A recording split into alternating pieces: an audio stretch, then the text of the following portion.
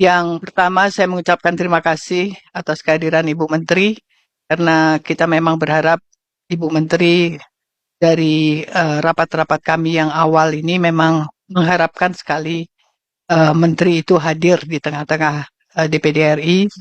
Jadi jangan hanya di DPR saja hadir, tapi saya berharap di DPD ini juga membutuhkan sekali pemahaman dari departemen untuk menjelaskan kepada kami semua. Yang pertama memang di sini ada Undang-Undang Nomor 20 Tahun 2023 tentang aparatur sipil negara. Menurut sebagian besar, pandangan menyebutkan perlu diubah. Namun menurut kami yang mendesak justru adalah peraturan pelaksanaannya. Yang kedua, terkait tenaga honorer yang tidak diterima menjadi pegawai pemerintah dengan perjanjian kerja atau PPPK di pusat dan daerah. Bagaimana status mereka ke depannya. Dan pemerintah pusat juga perlu berbagi kewenangan yang tegas dalam hal rekrutmen pegawai pemerintah, terutama pegawai kementerian non-ASN.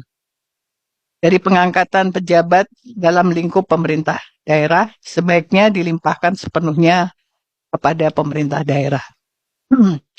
Dan dalam forum ini, saya juga minta penjelasan mengenai perkembangan pemindahan ASN ke IKN dan hak pensiunan ASN. Jadi saya awali sebetulnya pertemuan ini dengan hal-hal yang perlu saya sampaikan, termasuk juga pagu anggaran untuk belanja pegawai 30% dalam APBD yang penyesuaiannya selama 5 tahun, mulai tahun 2022, menurut Undang-Undang HKPD, agaknya sulit dipenuhi pemerintah daerah, terutama untuk kabupaten kota. Apalagi belanja gaji guru, termasuk belanja PPPK. Karena kemarin saya dengar bahwa Bapak Presiden akan menaikkan gaji guru dan perlunya peningkatan fungsi dan peran lembaga administrasi negara atau LAN bersama dengan lembaga pendidikan kepegawaian daerah. Beberapa waktu yang lalu, izin Pak Ketua Komite, saya mendapatkan pengaduan dari Forum Komunikasi Tenaga Kesejahteraan Sosial Kecamatan di Daerah Istimewa Yogyakarta tanggal 14 November 2024 berkaitan dengan edaran dari Kemensos Direktorat Jenderal Pemberdayaan Masyarakat nomor 1877-5.3 PB010409 tertanggal 3 September 2024 perihal pemberitahuan TKSK yang terdaftar dalam basis data BKN yang ditujukan untuk Kepala Dinas Sosial Kabupaten Kota se-Indonesia. TKSK ini adalah nomenklatur baru dari pekerja sosial yang sudah diinisiasi oleh Departemen Sosial sejak tahun 2009. Dalam kurun waktu pengabdian selama 15 tahun, kemudian muncul regulasi baru terkait penataan SDM di Kemensos Republik RI. Mereka menyampaikan bahwa dari kurang lebih 7.000 anggota PKSK di Indonesia hanya 2.615 orang yang masuk dalam usulan Kementerian Sosial dalam basis data BKN. Di Daerah Istimewa Yogyakarta juga jumlah TKSK sebanyak 78 orang, namun yang terdata di BKN sebanyak 34 orang.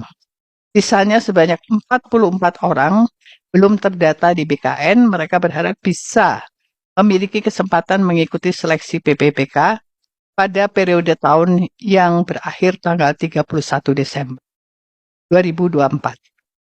FKTKSK di DIY sudah melakukan konfirmasi ke Kemensos RI terkait siapa saja yang bisa mengikuti seleksi PPPK periode kedua, akan tetapi belum mendapatkan kejelasan hingga saat ini.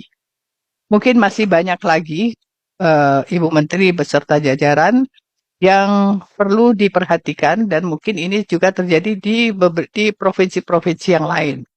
Sehingga kita berharap pada pertemuan kali ini nanti beberapa anggota DPD juga punya pertanyaan yang cukup banyak dan ini mungkin juga hal yang baru bagi Ibu Menteri Sehingga kita ingin nanti kerja-kerja kita ke depan di tahun 2025 nanti mempunyai satu pegangan yang bisa kita lakukan untuk pemerintah daerah, karena anggota DPD ini adalah tangan panjangan dari atau kita berada di tengah untuk mempertemukan antara pemerintah daerah dengan pemerintah pusat. Jadi saya berharap ini ada hal-hal yang perlu menjadi perhatian Ibu beserta jajaran. Semoga nanti kerja-kerja Ibu punya manfaat bagi masyarakat banyak. Saya kira itu saja. Terima kasih. Assalamualaikum warahmatullahi wabarakatuh. Warahmatullahi wabarakatuh. Terima kasih Bu Gusti Kanjeng Ratu Hemas atas pengantar yang disampaikan selaku koordinator Komite 1. Bapak dan Ibu yang kami hormati, Undang-Undang Nomor 20 Tahun 2023 tentang Aparatur Sipil Negara, tadi sudah disampaikan oleh Ibu Ratu, hadir sebagai langkah strategis dalam memperkuat reformasi birokrasi di Indonesia. Tujuan utamanya adalah menciptakan ASN yang tidak hanya berintegritas dan profesional, tetapi juga netral, serta bebas dari intervensi politik, sehingga mampu melayani masyarakat dengan baik.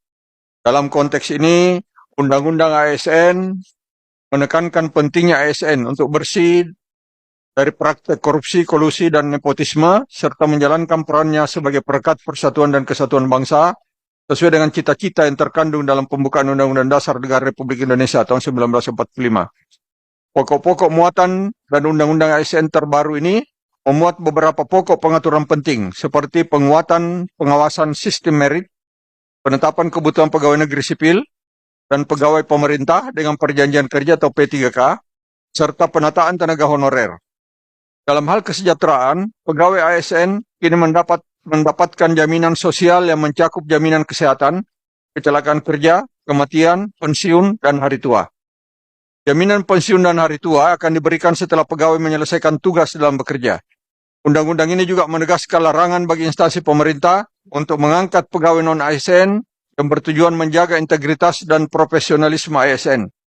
Khusus untuk tenaga honorer, berdasarkan pasal 66 Undang-Undang Nomor 20 Tahun 2023, penataan pegawai non-ASN di lingkungan pemerintah harus diselesaikan paling lambat pada Desember tahun 2024. Bapak dan Ibu yang kami hormati, pemerintah saat ini sedang melaksanakan penerimaan calon ASN untuk PNS dan P3K tahun 2024 dengan memanfaatkan teknologi informasi dalam pelaksanaannya. Pendekatan ini diharapkan dapat menjamin objektivitas dan mencegah praktik-praktik tidak sehat dalam proses rekrutmen ASN. Dengan jumlah formasi P3K yang cukup signifikan, yaitu 297.236 orang untuk pusat dan 714.161 untuk daerah. Hal ini menunjukkan komitmen pemerintah dalam meningkatkan kualitas layanan publik melalui ASN yang kompeten. Samping itu, terbitnya Undang-Undang Nomor 21 Tahun 2023 tentang perubahan atas Undang-Undang Nomor 3 Tahun 2022 tentang Ibu Kota Negara mewajibkan adanya pemindahan ASN ke Ibu Kota Negara yang baru secara bertahap dengan jadwal pelaksanaan yang ditargetkan mulai tahun 2024. Selain itu, dapat kami sampaikan juga agar kiranya Bu Menteri untuk memperhatikan kesejahteraan pegawai di Setjen. Ini kami bicara sedikit mengenai lingkungan kami sendiri, Bu Sekjen, Ibu Menteri. Memperhatikan kesejahteraan pegawai kami di Setjen DPD RI. Peningkatan kesejahteraan melalui peningkatan tunjangan kinerja menjadi 100% layaknya pegawai DPR. Juga agar dapat segera direalisasikan di Setjen DPD RI. Karena ini satu lingkungan, hendaknya disamakan. Hal ini kami sampaikan karena tugas, beban, dan tanggung jawab dua lembaga ini sama sebagai lembaga parlemen. Begitu juga dengan dukungan administrasi dan keahlian yang diberikan oleh masing-masing Sekretariat Jenderal, baik DPD maupun DPR RI. Kemudian dapat kami sampaikan, ada 20 orang pegawai pemerintah non-pegawai negeri, PPN-PN, di Sekretariat Jenderal DPD RI yang sudah terlanjur mengikuti seleksi CPNS, karena tidak mengetahui bahwa pelaksanaan seleksi P3K dilaksanakan dalam 2 tahap, sesuai dengan surat PLT Kepala BKN nomor 6610 miring B garis datar KS titik 04.01 garis miring SD garis miring K garis miring 2024 tanggal 27 September 2024 perihal jadwal seleksi pengadaan P3K tahun anggaran 2024. Dengan melihat pasal 25 ayat 3 Permenpan nomor 6 tahun 2024 disebutkan bahwa pelamar hanya dapat melamar pada satu jenis pengadaan ASN, yaitu PNS dan P3K. Sementara itu proses pendaftaran seleksi CPNS ditutup pada tanggal 10 September 2024, yaitu 2 minggu sebelum keluarnya surat Kepala BKN tentang jadwal pelaksanaan seleksi P3K.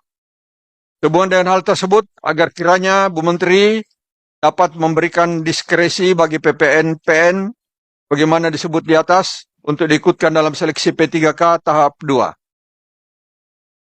Bapak dan Ibu yang kami hormati, dalam rangka memastikan keberhasilan implementasi Undang-Undang Nomor 20 Tahun 2023 tentang aparatur sipil negara, Komite 1 DPD RI bermaksud melakukan rapat kerja dengan Menteri Pendaya Aparatur Negara dan Reformasi Birokrasi serta Kepala Badan Kepegawaian Negara untuk mendapatkan perkembangan terkini mengenai penerimaan CPNS, khususnya P3K, pelaksanaan reformasi birokrasi di daerah, serta program kerja strategis Kementerian PAN RB dan BKN untuk periode 2025-2029.